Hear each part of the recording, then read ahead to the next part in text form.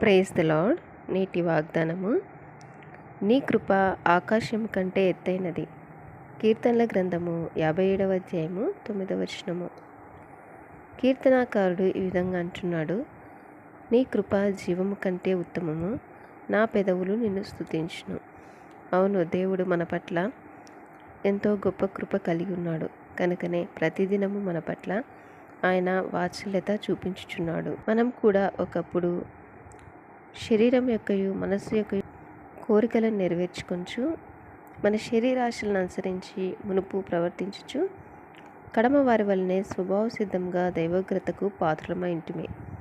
అయినను దేవుడు కరుణా సంపన్నుడై ఉండి మనము మన అపరాధముల చేత చచ్చినవారమై ఉండినప్పుడు సైతము మన ఎడల తన మహాప్రేమ చేత మనలను క్రీస్తు కూడా బ్రతికించెను. కృపచేతనే మీరు రక్షింపబడి ఉన్నారు.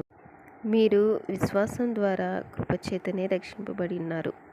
ఇది మీ వలన కలిగినది కాదు, దేవుని వరమే. ఆమెన్.